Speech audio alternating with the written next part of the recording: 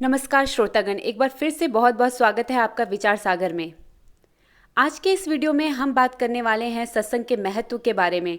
अगर हमारे द्वारा बनाई गई वीडियोस आपको अच्छी लगती हैं तो आप कमेंट करके बता सकते हैं और साथ ही साथ आप हमारी वीडियोस को लाइक कर सकते हैं और हाँ, सब्सक्राइब करना बिल्कुल ना भूलें और बेल आइकन पे ज़रूर क्लिक कर दें, जिससे कि हमारी आने वाली सारी वीडियो की नोटिफिकेशन आपको बिल्कुल आसानी से मिल जाए।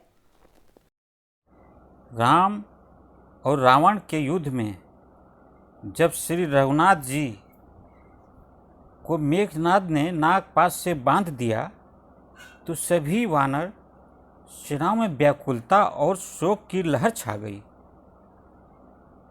तब देवर्षि नारद ने गरुड़ जी को कहा कि तुम शीघ्र ही भूलोक जाओ और मूर्छित श्री रघुनाथ जी को नागपाश के बंधन से मुक्त कर दो।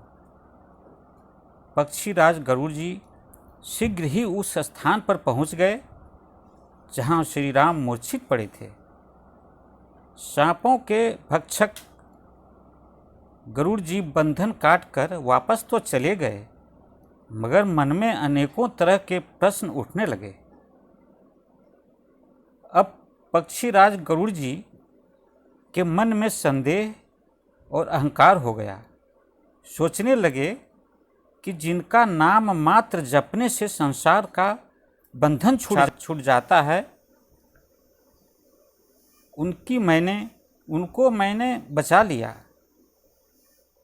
मैंने सुना था कि जगत में मेरे प्रभु का अवतार हुआ है, पर अवतार का प्रभाव दिखा नहीं।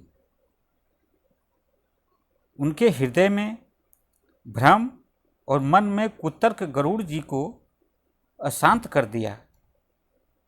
मानसिक स्थिरता भी नहीं रही। व्याकुल होकर देवऋषि नारद जी के पास गए। देवऋषि नारद समझ गए और कहा कि आप ब्रह्मा जी के पास जाएं। आपके हृदय में मोह उत्पन्न हो गया है। गरुड़ जी ब्रह्मा जी के पास गए। ब्रह्मा जी ने कहा, बैन ते शंकर पहि जाहू, तात अनत पूछहूँ जन काहूँ। हे गरुड़, तुम शंकर जी के पास जाओ, मगर हे तात, और कहीं किसी से न पूछना। तब बड़ी आतुरता से पक्षीराज शंकर के पास गए। भगवान शंकर कुबेर के घर जा रहे थे। गरुड़ जी ने आदरपूर्वक चरणों को स्पर्श किया और कहा, प्रभु, मेरा मन बहुत अशांत हो गया है। भगवान शंकर ने कहा, तब ही होई सब संशय भंगा, जब बहुकाल करिय सत्संगा। अर्थात सब संदेहों का तो तभी नाश होगा जब आप लंबे समय तक सत्संग करोगे। भगवान शंकर ने कहा, पक्षीराज, उत्तर दिशा में एक सुंदर नील पर्वत है। वहाँ काकभुसुंडी जी रहते हैं। वहाँ जाकर लंबे समय तक सत्संग सुनो। पक्षीराज गरुड़ जी वहाँ गए जहाँ काकभुसुंडी जी रहते थे। गरुड़ जी को आते देख काकभुसुंडी जी सहित सारा पक्षी समाज प्रसन्न हो गए। आदर सत्कार किया और कुशल पूछकर बैठने के लिए सुंदर आसन दिया। काकभुसुंडी जी ने कहा, हे पक्षीराज, आज्ञा दें, मैं क्या सेवा करूं? फिर पूछा, हे प्रभु, आप किस कार्य से आए हैं? गरुड़ जी ने मधुर वचन कहा, आप तो कृतार्थ रूप हैं, जिनकी बड़ाई स्वयं महादेव जी ने आदरपूर्वक अपने श्री मुख से की है। आपका पवित्र आश्रम देखकर और आपका सानिध्य मात्र से ही ऐसा लगता है कि मेरा मोह, संदेह और भ्रम सब खत्म हो गया। आप मुझे श्री राम जी की पवित्र कथा आदर सहित सुनाएं। वहाँ निवास कर लंबे समय तक प्रभु के अवतार की संपूर्ण जीवन काल का जीवंत कथा सुना। श्री रामचरितमानस में श्री तुलसीदास जी ने लिखा है, संत विशुद्ध मिलहि परितेहि, अचित वही राम कृपा करिजेहि। राम कृपा तव दर्शन भयऊ, तव प्रसाद सब संशय गयऊ। अर्थात सच्चे संत उसी को मिलते हैं जहाँ पर श्री राम की कृपा होती है। श्री राम जी की कृपा से मेरा संदेह खत्म हो गया।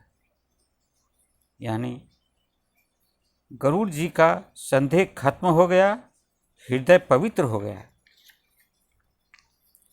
कितनी अद्भुत बात है। गरुड़ जी भगवान विष्णु के वाहन थे, हमेशा नारायण के सानिध्य में रहा करते थे, परंतु मन की अपवित्रता और हृदय पर एक मोह का आवरण प्रभु से दूर कर दिया। मन की अपवित्रता और हृदय पर मोह का आवरण बिना सत्संग का खत्म नहीं होता। ऐसा मेरा ही कहना नहीं, हमारे वेद शास्त्र पुराणों का भी यही मत है, क्योंकि स्वयं भगवान शंकर भी छुप छुप कर काक भुसुंडी जी का सत्संग सुनने जाते थे।